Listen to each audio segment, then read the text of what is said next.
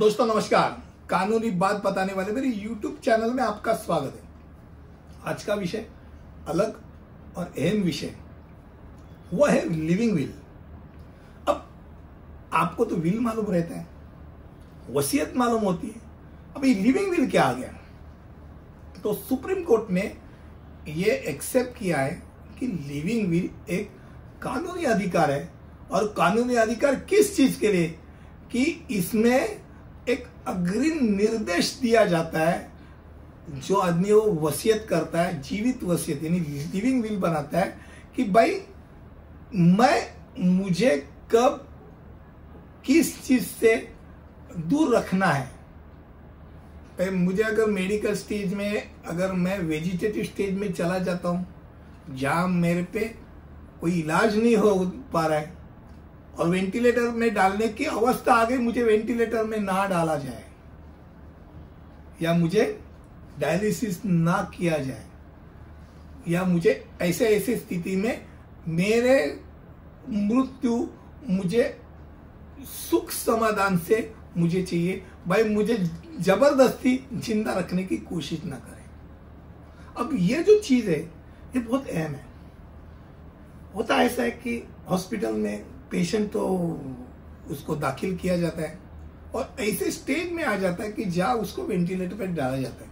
अब वेंटिलेटर पे डालने के बाद उसका हृदय, उसका लंग्स तो चालू रहते हैं, वो तो क्या है मशीन ही चालू रखते हैं, पर उसका ब्रेन तो डेड हो गया। अब वेंटिलेटर से निकालेगा कौन? डॉक्टर को उसकी परमिशन नहीं। और रिलेटिव्स की बारे में अगर बोला जाए तो आधे इधर आधे उधर हो जाते हैं। आधे बोलते नहीं भाई जिंदा तो कैसा भी करके हमको वापिस चाहिए, कैसा भी करके जिंदा करो। और दूसरे बोलते भाई वो तो मर गया, शांति से उसको निकालो, उसको शांति से हमको जो कुछ उसका अंतिम जो विधि करना है करने दो, गया है वो एक्सेप्ट करेंगे। और ये दोनों की स्थिति में बेचारों पेशेंट की हालत बुरी हो जाती है, उसका बिल बढ़ते जाता है, हॉस्पिटल का बेड खाली फुकट का बढ़ाया जाता है। अब ऐसे समय में अगर उस पेशेंट ने लिविंग विल बनाया रहे तो लिविंग विल यानी जीवित वसीयत अगर वो करता है, वो बताता है कि ऐसे स्टेज में मैं क्या करना है, मुझे क्या नहीं करना है, क्या करना है। तो ये जो क्वेश्चन जो अपने सामने आता है प्रश्न की तरह, उसका उत्तर मिल जाता है। अभी सुप्रीम कोर्ट ने आपका जो ये हक है वो हक एक्सेप्ट किया है। अब उसमें क्या दिखा है कि भाई भारत में जीवित वसीयत यानी लिविंग विल एक कानूनी दस्तावेज है। अब कैसे कर सकते हैं? दो विटनेस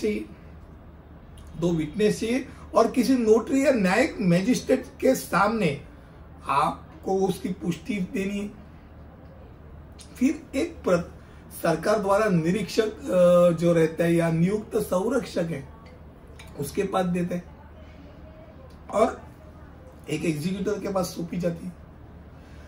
अब जब आपकी ये स्थिति आ जाती है कि जब वेंटिलेटर में डालने की आवश्यकता हो गई या जैसे आपने लिखा है ब्रेन डेड हो या अलग अलग स्थितियां जो हो आपने लिखी है, वैसे स्टेज के नजदीक आप आ गए, तो ऐसे समय में वो एग्जीक्यूटर वो विल की कॉपी, लिविंग विल की कॉपी डॉक्टर को सौंप देगा। जो डॉक्टर जो देखरेख करता है वो डॉक्टर को एक बार वो लिविंग विल आ जाए तो उसको वो 3 डॉक्टर के 2 पैनल को वो लिविंग विल दिखाना है। वो 3 डॉक्टर के 2 पैनल्स जो है वो आके चेक करके जाएंगे। वो एक देखेंगे कि भाई विल में जिस तरह का लिखा है, लिविंग विल में जिस तरह का लिखा है उस स्टेज में वो पेशेंट सचमुच में है क्या नहीं। अगर है एक्सेप्ट हो जाता है तो उसको सुख और शांति से मरने के लिए उसकी इच्छा के अनुसार उसको अनुमति दी जाती है। अब ये सब चीज जो है अहम है। आपने अगर लिविंग विल नहीं किया हो तो अगर आप उस उम्र के हो गए हो तो आपको लिविंग विल करके रखना चाहिए, क्योंकि आपका विल आपका है, आपका लिविंग विल आपका है। आपको सोचना है आपको कब तक आपको छल सहन करना है। सुप्रीम कोर्ट ने तो दिया है, अब हक आपके ऊपर है। मुझे लगता है लिविंग विल के बारे में कम शब्दों में आपको मैंने बहुत सारी चीज बताई। अगले वीडियो में ऐसे ही कुछ लेकर आऊंगा, तब तक के लिए अनुमति दीजिए। धन्यवाद।